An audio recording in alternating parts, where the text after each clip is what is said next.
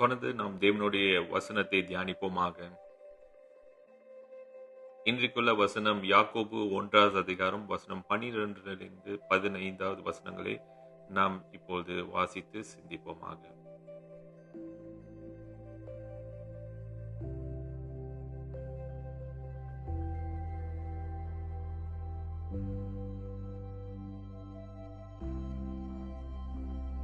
நாம் ஒரு ஞானமுள்ள வாழ்க்கை என்றால் என்ன என்று சொல்லி நாம் சிந்தித்தோம். தேவன் கண்கள் முன்பாக நாம் ஐஸ்வர்யவான்களாக இருக்க வேண்டும் என்று சொல்லி நாம் சிந்தித்தோம்.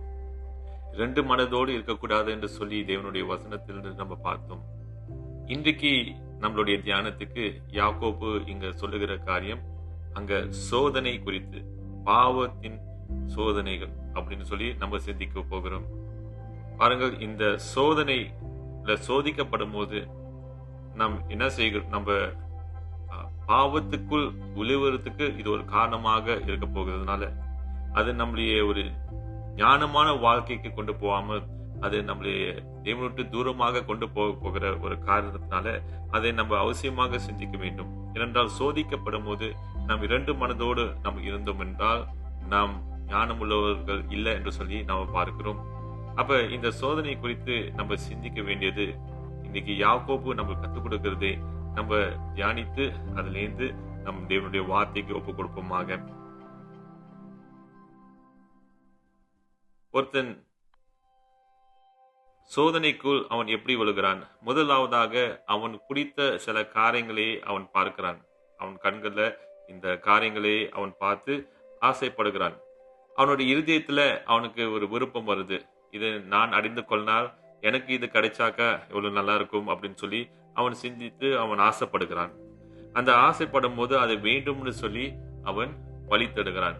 அப்ப அவனுக்கு பணம் வேண்டும், இதை வாங்கி அதை அடைந்து கொள்றதுக்கு. உதாரணத்துக்கு அப்படி அவனுக்கு அந்த பணம் இல்லாட்டி, அவனுக்கு அந்த கிடைக்கிறதுக்கு வாய்ப்பு இல்லாட்டி அவன் என்ன செய்கிறான்? அவன் எந்த வழியிலையும் தேடி, தீமையாக இருந்தாலும் பரவாயில்ல, அதை நான் அறிந்து கொள்ளணும்னு சொல்லி அவன் அந்த விருப்பம், ஆசை அப்படியாக பாவமுள்ள காரியங்களுக்கு அவனை கொண்டு போகிறது. இதுதான் இன்றைக்கு பாவத்தின் சிந்தனைகள், எப்படி அது சோதனைகள், அது எப்படி பாவத்துக்கு, மரணத்துக்கு கொண்டு போகிறதுன்னு சொல்லி நாம் பார்க்கிறோம். அப்ப சோதனை என்று சொல்லி இங்க யாக்கோபு சொல்லும் போது அவர் கிரேக்கர் மொழியில பேராசோ என்று சொல்லி இந்த வார்த்தையை பயன்படுத்துகிறார். இந்த வார்த்தை உண்மையிலே அது நல்லதும் குறிக்கலாம், கெட்டதும் குறிக்கலாம். நல்ல வகையில அது என்ன அர்த்தம் என்றால், ஒருத்தனை சோதித்து அவனுடைய உதாரணத்துக்கு அவனுடைய விசுவாசம் எப்படி இருக்கிறது சொல்லி பார்க்கிறதுக்கு அது சோதிக்கப்படுகிறது. அது நல்ல சிந்தனையில நம்ம இந்த வசனத்தை பார்க்கலாம். அது நெகட்டிவாக நம்ம பார்த்தோம் என்றால் அது ஒருத்தன் சோதிக்கப்பட்டு பாவத்தில் விழுகிறதுக்கு காரணமாக இருக்கிற இந்த பாவ சோதனைகள் என்று சொல்லி அப்படியாகவும் சிந்திக்கலாம். இன்னைக்கு இந்த வசனங்கள்ல நம்ம தியானிக்கும் போது யாக்கோபு இந்த பாவத்தில் விழுகிற இந்த சோதனையை பத்தி அவர் பேசுகிறதை நம்ம பார்க்கிறோம். எப்ப இந்த பாவ சோதனையில ஒருத்தன் விழுகிறானோ அவன் பாவத்தில் விழுகிறான் என்று சொல்லி நம்ம பார்க்கிறோம். பாவத்தில் விழுவும் போது அது என்ன அர்த்தம்? தேவனுக்கு எதிர்ப்பாக மாறுகிறது. தேவன் கொடுத்த எல்லைகளை நாம் தாண்டுகிறது. எது சரியோ அதை செய்யாமல் போகிறது. இப்படிப்பட்ட காரியங்கள் தேவனுக்கு எதிர்ப்பாக இருக்கிறதுனால நம்ம பாவத்தில் விழுகிறோம். பாவத்தில் விழுவும் போது அதிலே நம்ம ஜீவித்தோம் என்றால், அதை விட்டு நம்ம விலகாமல் அதில் ஜீவித்தோம் என்றால் அது மரணத்தை கொண்டு வருகிறது என்று சொல்லி நம்ம பார்க்கிறோம். ஏனென்றால் வேதம் சொல்லுகிறது பாவத்தின் சம்பளம் மரணமாக இருக்கிறது. அப்ப இந்த சோதனை அது நம்மளுக்கு பாவத்தில் விழுவதற்கு அது நம்மளுடைய வாழ்க்கையை வீணாக்கி நம்முடைய தேவனுக்கு தூரமாக கொண்டு போய் மரணத்தில் அது முடிகிறது சொல்லி நம்ம பார்க்கிறோம். இருந்த போகிலும் இயேசு கிறிஸ்துவின் மூலியமாக இன்றைக்கு இயேசு நம்மளுக்காக சிலுவையில மரித்து உயிர் திறந்து நம்மளுடைய பாவத்தின் இந்த மரணத்தை அவர் சுமந்து நம்மளுக்கு புது வாழ்க்கையை கொடுக்கிறார். அப்ப இந்த சோதிக்கப்படுறதுக்கு நம்மளுக்கு தப்பி வைக்க இயேசு ஒரு வழியை இன்றைக்கு நம்மளுக்கு கொடுத்திருக்கிறார். ஆனால் சோதனைக்கு காரணம் என்ன? ஏன் நம்ம சோதிக்கப்படுகிறோம்? ஒருவேளை கடவுள் தான் நம்மளை சோதிக்கிறாரோ?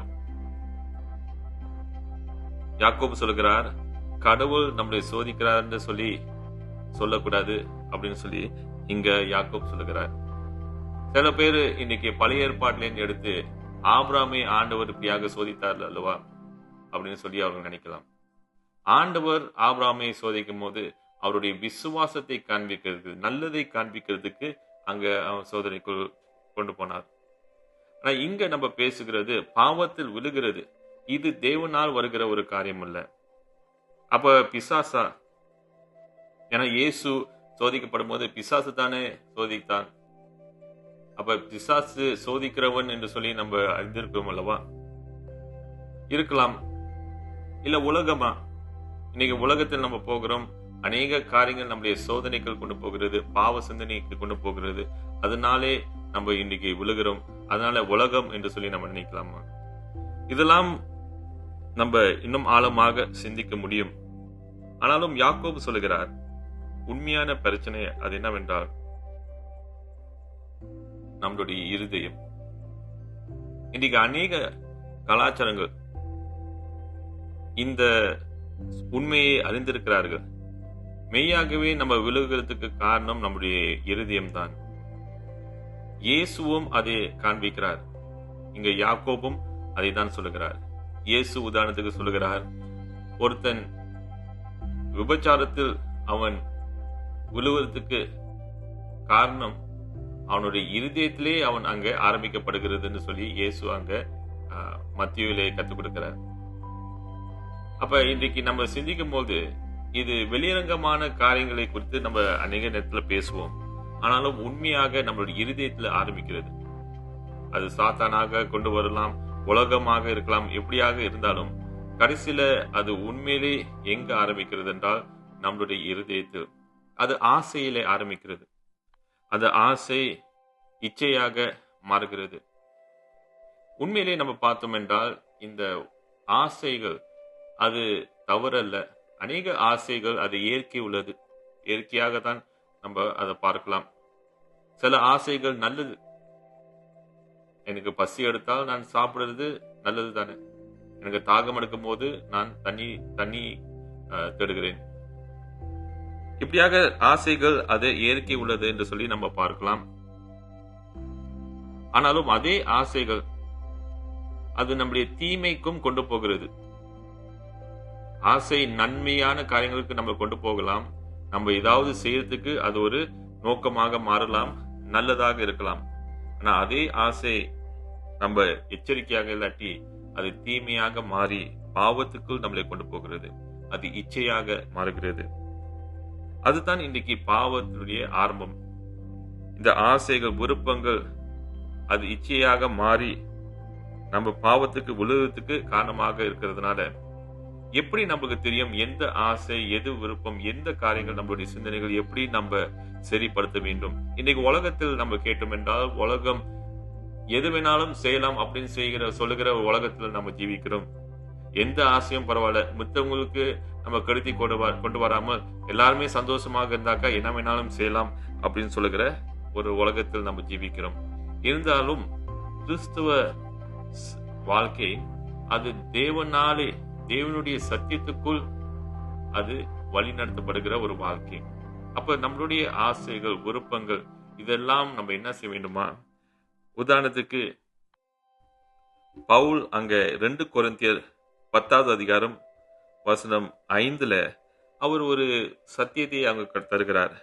அவர் சொல்கிறார், எல்லா சிந்தனைகளையும் அது கிறிஸ்துவுக்குள் அது அடங்கியிருக்க வேண்டும் என்று சொல்லி அங்க பவுல் அங்க கற்றுக் கொடுக்கிறார்.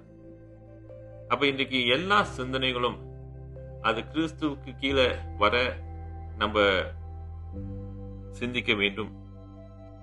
நம்மளுடைய சிந்தனைகள், நம்மளுடைய ஆசைகள், விருப்பங்கள் நிறையாக இருக்கலாம். ஆனாலும் அது நம்ம கவனமாக இருக்க வேண்டும் என்றால் அது தேவனுடைய சத்தியத்துக்கு நம்ம ஒப்பிட்டு பார்க்க வேண்டும். இயேசு அவருடைய சோதனையிலே சாத்தான் அவரை சோதிக்கும் போது இயேசு அங்க சத்தியத்து வசனத்தின் மூலமாக அவர் மேற்கொண்டார். இன்னைக்கு அதே சத்திய வசனம் நம்மளுக்கு கொடுக்கப்பட்டிருக்கிறது, நம்ம சரியான வாழ்க்கை வாழ. அது மட்டுமல்ல, ஆவியானவர்னாலே இயேசு அங்க பலப்பட்டு வனாந்தரத்துல அவர் சோதிக்கப்பட்டார். இன்னைக்கு அதே போல அதே ஆவியானவர் இன்னைக்கு நம்மளுக்கு கொடுக்கப்பட்டிருக்கிறார். இயேசு கிறிஸ்துவின் மூலியமாக இன்னைக்கு தேவன் நம்மளுக்கு ஒரு வழியை கொடுத்திருக்கிறார். நம்ம இனி பாவத்தில் விழுந்து அதிலிருந்து நாம் மரணத்தை அடையறதுக்கு ஆண்டவர் அப்படியாக ஒப்புவிக்கல. நம்மளுக்கு விடுதலை கொடுத்து ரட்சிப்பை கொடுத்து இயேசு கிறிஸ்து மூலியமாக நம்மளுக்கு புது வாழ்க்கையை ஆண்டவர் கொடுத்திருக்கிறார். அப்ப இன்றைக்கு நம்ம மேற்கொள்ளலாம். அப்ப கேள்வி என்னவென்றால், நாம் இன்னைக்கு எப்படிப்பட்ட ஒரு வாழ்க்கையை வாழ்ந்து கொண்டிருக்கிறோம்? நம்மளுக்கு வருகிற இந்த சோதனைகள்ல நம்ம மேற்கொண்டால் அங்க ஜீவ கிரீடம் நம்மளுக்கு தரப்படும் என்று சொல்லி நம்ம பார்க்கிறோம். இப்ப பிரியமானவர்களே, நம் வாழ்க்கையை நம்ம சோதித்து பார்ப்போமாக. நம்மளுடைய விருப்பங்கள், ஆசைகள், அது நம்மளை எங்க கொண்டு போகிறது? அது பாவத்தினுடைய வழியில கொண்டு போகிறது என்றால், அதை அறிந்தும் அதை தொடர்ந்து நம்ம ஜீவித்தோம் என்றால் அது நிச்சயமாக மரணத்துக்குள் நம்மளை கொண்டு போகிறது. ஆனாலும் தேவனுடைய சத்தியத்துக்கு கீழ்ப்படிந்து நம்ம ஒவ்வொரு சிந்தனையும் கிறிஸ்துவுக்குள் கொண்டு வந்தோம் என்றால் நாம் சரியான வழியிலே வாழறதுக்கு தேவன் நம்மளுக்கு பலனை கொடுக்கிறார். அப்ப இன்றைக்கு நம்மளுக்கு ஆரம்பிக்கிறது, நாம் தேவனிடத்தில் ஒப்பு கொடுத்து நம் தேவனுக்கு பிரியமான ஒரு ஜீவியம், நீதியின் வழியிலே நாம் நடக்க நாம் ஆசைப்படுவோமாக. நாம் ஜெபம் செய்வோம். சர்வ வல்லமுள்ள தேவனே, நீர் பரிசுத்த தேவனாக இருக்கிறீர். கிருபையுள்ள தேவனே, நாங்கள் அநேக நேரத்துல ஆண்டவரே உமக்கு தூரமாக பாவத்தினாலும் இச்சையினாலும் நாங்கள் விழுகிறோம். நீர் ஆண்டவரே எங்களை இப்படியாக தள்ளிவிடாதபடிக்கு உம்முடைய ஜனமாக தெரிந்து கொண்டதுக்காக நன்றி. இந்த நேரத்திலும் அப்பா, கிறிஸ்து மூலியமாக தேவனுடைய சத்தியத்தின் மூலியமாக நாங்கள் மேற்கொள்ள உம்முடைய ஆவியானவருடைய பலத்தினாலே எங்களை ஆண்டவரே நீர் உதவி செய்து வழி நடத்துவீராக. ஒவ்வொரு சிந்தனைகளும் நாங்கள் கிறிஸ்துவுக்குள் நாங்கள் வைக்கிறோம். ஆண்டவரே, நீர் எங்கள் இருதயத்தை அறிந்திருக்கிற தேவனாக இருக்கிறேன். இன்னைக்கு இந்த வசனத்தை கேட்டுக்கொண்டிருக்கிற ஒவ்வொரு இருதயத்தையும் நீர் தொடுவீராக. எந்த ஒரு பாவத்திலும் ஆண்டவரே இச்சையிலும் அங்க சிக்கிக் கொண்டால் அவர்களை விடுதலை ஆக்கி உம்முடைய சித்தத்தின்படி நாங்கள் ஜீவிக்க பரிசுத்த வாழ்க்கை வாழ நீர் எங்களுக்கு உதவி செய்வீராக. இப்படியாக எங்களை ஒப்பு கொடுக்கிறோம் அப்பா. இயேசு கிறிஸ்துவின் நாமத்தில் ஜெபிக்கிறோம். ஆமென். தொடர்ந்து உங்களுடைய சிந்தனைக்கு இந்த வசனங்களை வாசிக்கலாம். தேவன் தொடர்ந்து உங்களை பலப்படுத்தி உங்களோடு பேசுவாராக.